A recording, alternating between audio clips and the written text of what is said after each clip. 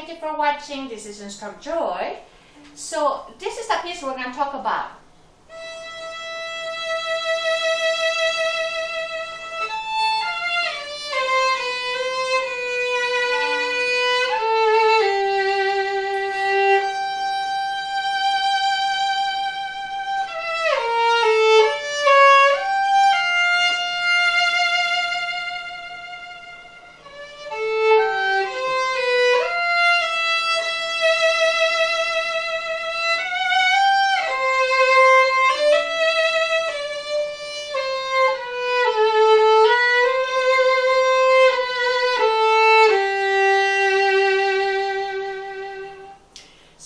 With this piece, a subscriber studying currently this piece and was wondering, how does one keep this long sustaining notes nice and beautiful without bouncing bows? We all have that problem sooner or later.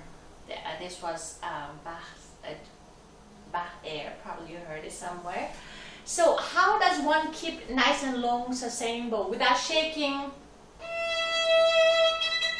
Sometimes it happens, or sometimes the sound goes, or sometimes we run out of bow, therefore we choked.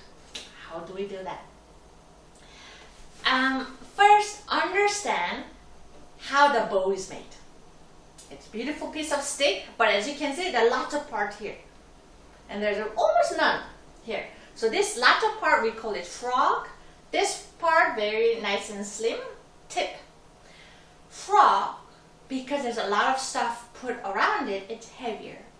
Tip, the other way, very light, which means if we do nothing, this is very heavy and light.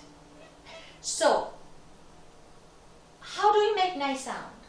Nice sound happens with two things. Keeping the bow in one spot, whatever that is, let's say right here, and keeping the same weight of the bow no matter where you are, whether here or middle or tip. Yeah, so two things: bow, same spot, and then same weight no matter where. That's how you make always nice sound, no matter if it's long sustaining or short bows. So in order to keep that, you have to make this part, the frog part, lighter by lifting your wrist up. So what you're doing is, by lifting your wrist up, you're kind of taking the weight off. So I would like to tell my students, kind of scooping off, taking the weight off like that. So your bow gets tilted, your hair facing towards you. And as you pass that one, get towards the middle, the wrist comes down gradually. And then when you get towards the tip, your elbow gets tiny bit higher. By doing that one, you're putting a little more weight through your index finger to make the tip as heavy as the frog. That way, the weight is even everywhere. Again, frog, wrist higher, bow tilted to take the weight off. And as you get a little away from the frog, gradually the wrist goes down. When you're about to 2/3 pass, when you're getting closer to the tip, now elbow comes a bit.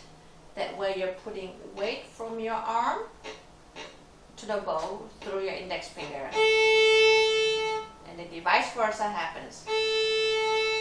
Elbow lower,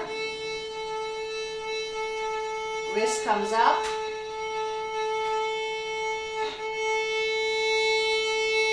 down, elbow up, elbow down, wrist up, like that. So try to just do long détaché bows and see if you can adjust your elbow and then wrist to keep the same balance. While doing that, if you can keep the bow in a one spot, would be ideal. You will have beautiful sound. And then now, once you achieve this one, see if you can divide the bow the way you like. So in this case, the Bach air,